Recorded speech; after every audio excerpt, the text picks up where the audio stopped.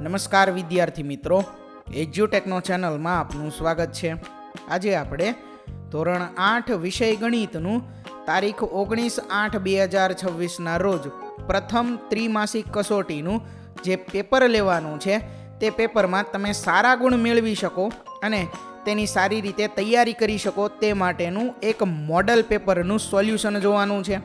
તો ચાલો જોઈએ ધોરણ 8 વિષય ગણિતમાં તારીખ 19/8/2026ના રોજ જે પ્રથમ ત્રિમાસિક કસોટીનું પેપર લેવાનું છે તેની પ્રેક્ટિસ માટેનું મોડલ પેપર.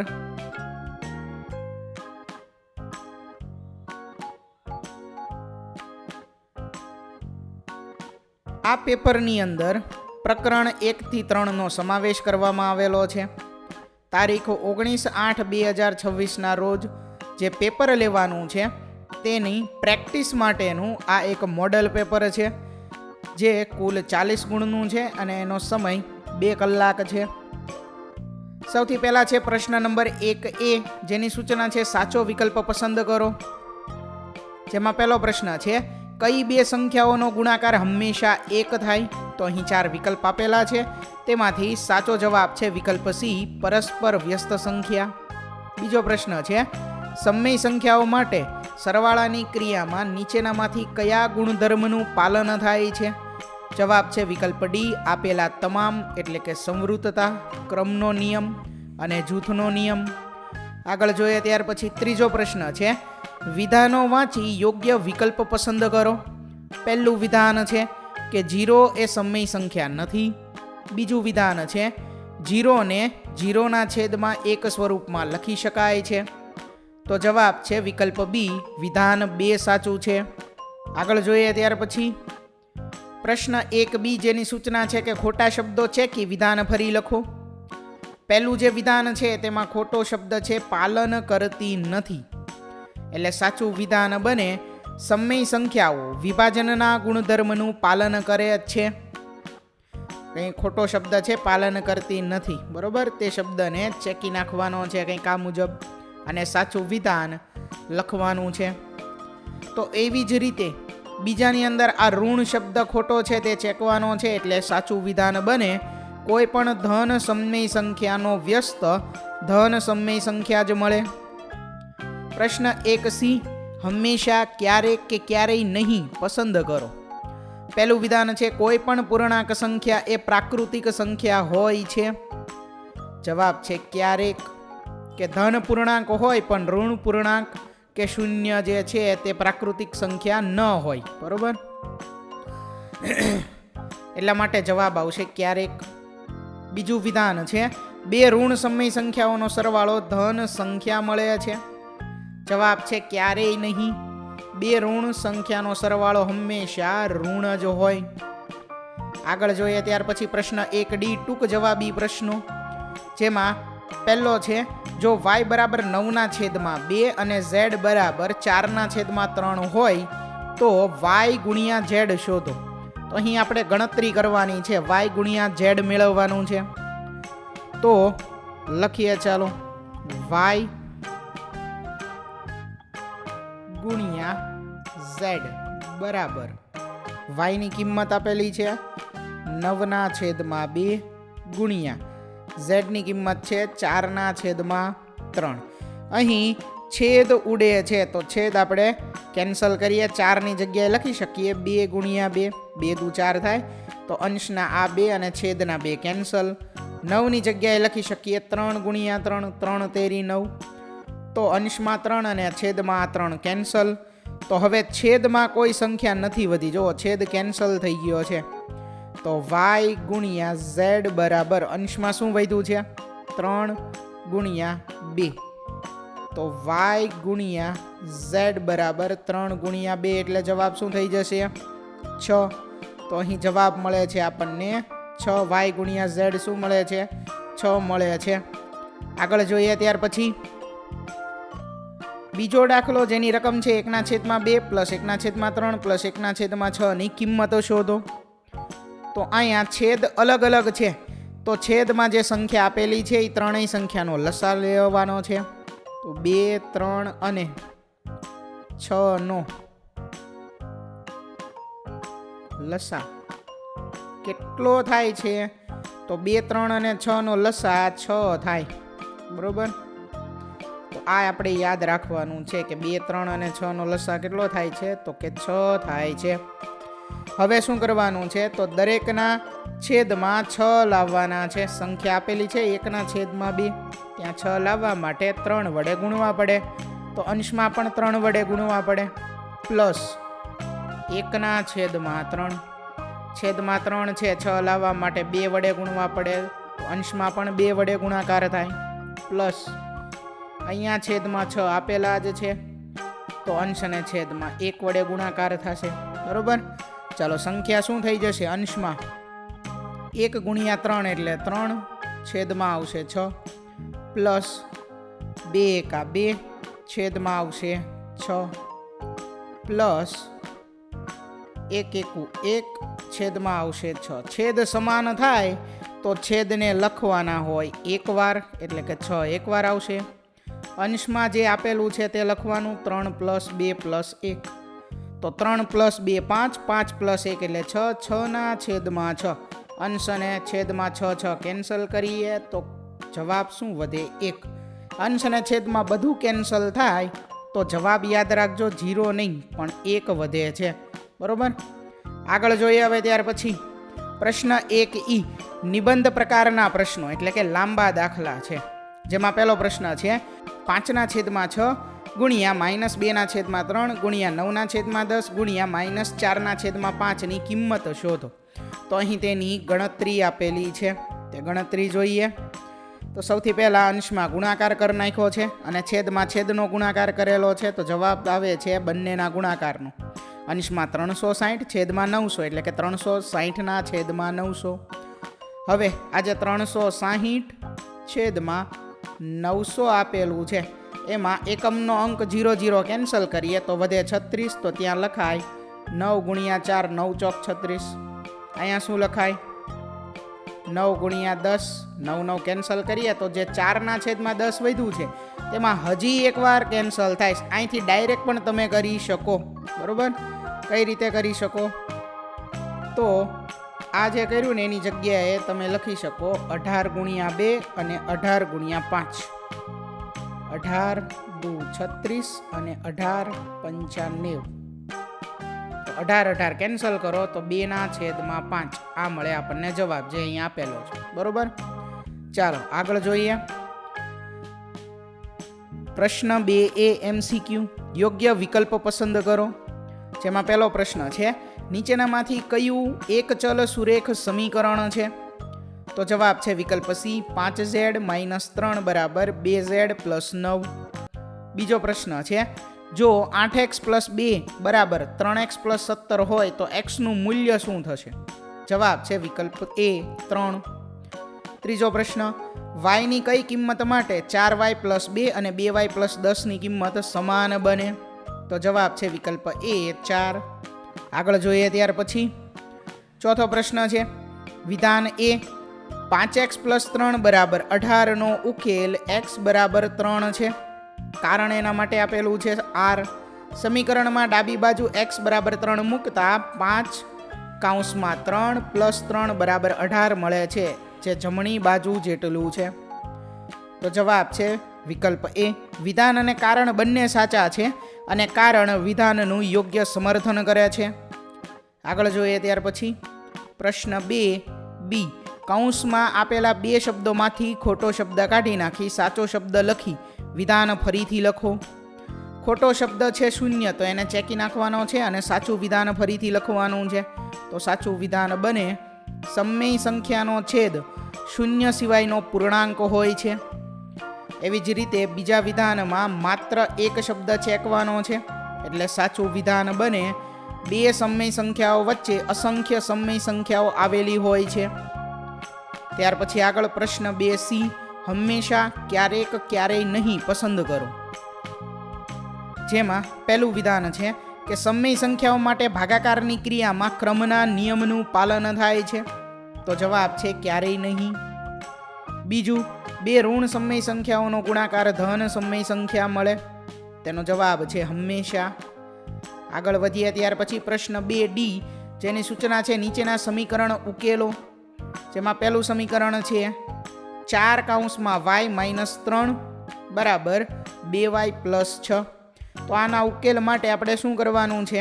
4નો ગુણાકાર y સાથે કરવાનો છે, 4નો ગુણાકાર 3 સાથે. બરોબર, તો 4નો ગુણાકાર y સાથે શું થાય? 4y માઇનસ 4નો ગુણાકાર 3 સાથે એટલે 4 તેરી 12 બરાબર 2y પ્લસ 6. હવે આ જે ચલવાળા પદ છે 4y અને 2y એ બંનેને બરાબરની ડાબી બાજુ લખવાના છે. તો 4y ડાબી બાજુ આપેલું જ છે, એ એમ નામ રહેશે.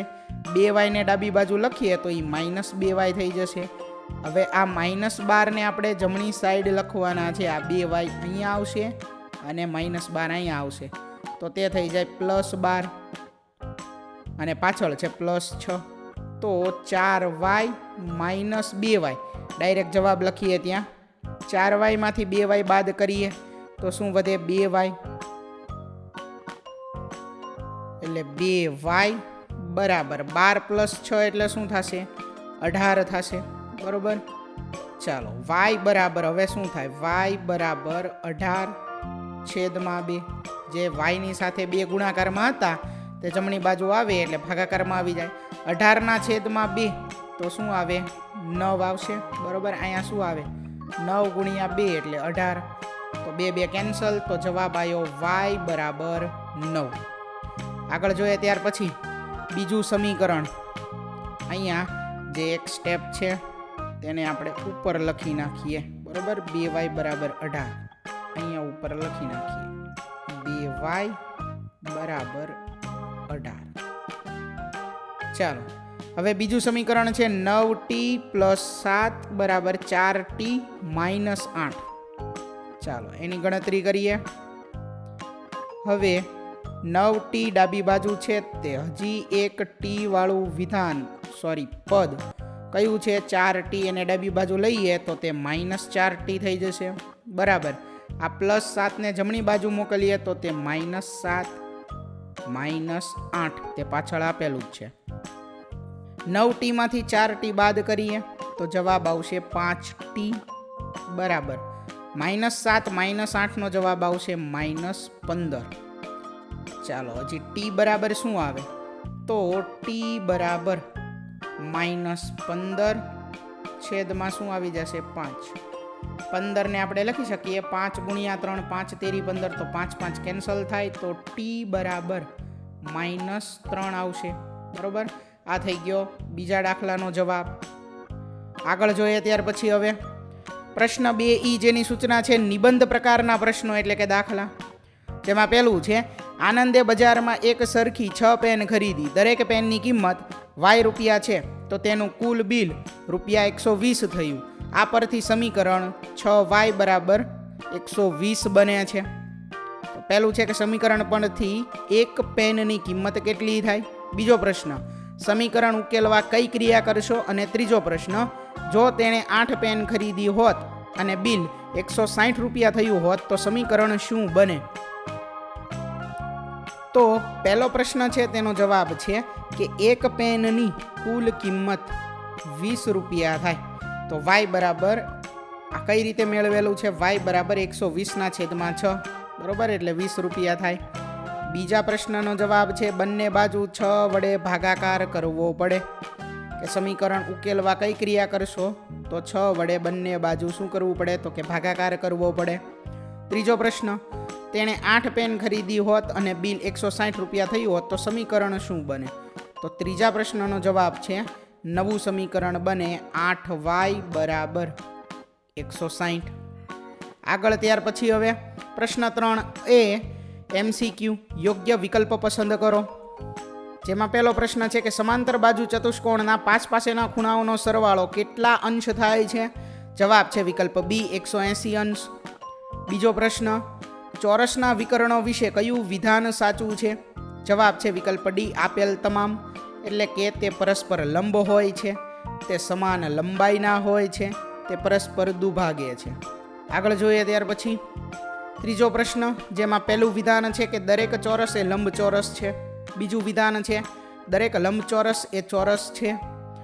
તો જવાબ છે વિકલ્પ બી કે વિધાન 1 સાચું છે પરંતુ વિધાન 2 ખોટું છે. આગળ જોઈએ ત્યાર પછી હવે પ્રશ્ન 3B, જેની સૂચના છે ખોટા શબ્દો છે કે વિધાન ફરીથી લખો. તો પહેલું જે વિધાન છે એમાં ખોટો શબ્દ અસમાન છે, તો એ શબ્દ ચેકી નાખવાનો છે, એટલે સાચું વિધાન બને સમબાજુ ચતુષ્કોણની ચારેય બાજુઓ સમાન હોય છે. એવી જ રીતે બીજા વિધાનની અંદર 180 અંશ, તેને ચેકી નાખવાનું છે, એટલે સાચું વિધાન બને ચતુષ્કોણના બહિષ્કોણોનો સરવાળો 360 અંશ થાય છે. આગળ છે ત્યાર પછી પ્રશ્ન નંબર 3, જેની સૂચના છે નીચેના પ્રશ્નોના જવાબ આપો. જેમાં પહેલો પ્રશ્ન છે કે એક રમતગમતના મેદાનમાં જુદી જુદી રમત માટે અલગ અલગ આકારના કોર્ટ બનાવવામાં આવ્યા છે. તો અહીં કોર્ટ આપેલા છે, તેની વિશેષતા આપેલી છે. પહેલો પ્રશ્ન છે કોર્ટ ડી કયા પ્રકારનો ચતુષ્કોણ છે? તો એનો જવાબ છે તે સમલંબ ચતુષ્કોણ છે. બીજો પ્રશ્ન છે કોર્ટ ઈ કયા પ્રકારનો ચતુષ્કોણ છે? તો બીજા પ્રશ્નનો જવાબ છે કે કોર્ટ ઈ એ સમાંતર બાજુ ચતુષ્કોણ છે. ત્રીજો પ્રશ્ન કોર્ટ એફ કયા પ્રકારનો ચતુષ્કોણ છે? તો તેનો જવાબ છે કોર્ટ એફ એ પતંગાકાર ચતુષ્કોણ છે. આગળ જોઈએ ત્યાર પછી પ્રશ્ન 4A, જેની સૂચના છે અતિ ટૂંક જવાબી પ્રશ્નો. જેમાં પહેલું છે મને ઓળખો, હું ચતુષ્કોણના સામસામેના શિરોબિંદુઓને જોડતો રેખાખંડ છું. તો જવાબ છે વિકર્ણ. બીજો પ્રશ્ન ષટકોણના બહિષ્કોણોનો કુલ સરવાળો કેટલો થાય? તો કોઈ પણ બહુકોણના તમામ બહિષ્કોણોનો સરવાળો હંમેશા 360 અંશ જ થાય, એટલે ષટકોણના બહિષ્કોણોનો કુલ સરવાળો કેટલો થશે? 360 અંશ થાય. આગળ જોઈએ ત્યાર પછી આગળ પ્રશ્ન 4C, જેની સૂચના છે કે નીચે આપેલા પ્રશ્નોની ગણતરી કરી જવાબ લખો. પહેલો પ્રશ્ન છે એક નિયમિત બહુકોણનો પ્રત્યેક અંતઃકોણ 140 અંશ છે, તો તેની બાજુઓની સંખ્યા કેટલી થાય? તો પ્રત્યેક બહિષ્કોણ 180 અંશ માઇનસ 140 અંશ બરાબર 40 અંશ થાય. એટલે કે બહિષ્કોણ જે છે તે કેટલા અંશનો થશે? તો કે બહિષ્કોણ જે છે તે 40 અંશનો થશે. અંતકોણ અને બહિષ્કોણનો સરવાળો ટોટલ કેટલો થાય? 180 અંશ થાય. એટલે બહિષ્કોણ માટે અંતકોણ જે છે તે 180 અંશમાંથી બાદ કરીએ એટલે જવાબ આવે 40 અંશ. બાજુઓની સંખ્યા બરાબર અંશમાં આવે બહિષ્કોણોનો કુલ સરવાળો 360 છેદમાં શું આવશે? તો કે દરેક બહિષ્કોણનું જે અહીં માપ છે તે કેટલું આવશે? તો 40 અંશ. 360ના છેદમાં 40, તો જવાબ આવે 9. તો બાજુઓની સંખ્યા કેટલી થશે? 9. તે 9 બાજુઓ ધરાવતો બહુકોણ છે. આગળ જોઈએ ત્યાર પછી પ્રશ્ન 4C, નીચે આપેલા પ્રશ્નોની ગણતરી કરી જવાબ લખો. જેમાં પહેલું છે એવા નિયમિત બહુકોણના નામ આપો જેમાં પહેલો પ્રશ્ન 3 બાજુ હોય, તો જવાબ છે સમબાજુ ત્રિકોણ. બીજો પ્રશ્ન 4 બાજુ હોય, તો તેનો જવાબ છે ચોરસ. ત્રીજો પ્રશ્ન C 6 બાજુ હોય, તો તેનો જવાબ છે નિયમિત ષટકોણ. તો વિદ્યાર્થી મિત્રો, અહીં ધોરણ 8 વિષય ગણિતનું તારીખ 19/8/2026ના રોજ જે પ્રથમ ત્રિમાસિક કસોટીનું પેપર લેવાનું છે તેની પ્રેક્ટિસ માટેનું જે આ મોડલ પેપર હતું તેનું સોલ્યુશન પૂર્ણ થાય છે. વિદ્યાર્થી મિત્રો, આપેલા વિડીયોની જો તમારે પીડીએફની જરૂર હોય તો તમે આપણી એપ્લિકેશન સ્માર્ટ સાથી પરથી મેળવી શકશો. વિદ્યાર્થી મિત્રો, આપણી એપ્લિકેશન સ્માર્ટ સાથી પ્લે સ્ટોરમાં આવી ગઈ છે, જેની અંદર તમે બધા વિભાગ જોઈ શકો છો. તેની અંદર વિવિધ ધોરણ છે. ધોરણ ઉપર ક્લિક કરતાં વિવિધ વિષય ખુલશે. વિષય ઉપર ક્લિક કરતાં તેની અંદર આવતા પાઠ ખુલશે. તેની અંદરથી તમે પાઠ્યપુસ્તક પણ ડાઉનલોડ કરી શકો છો.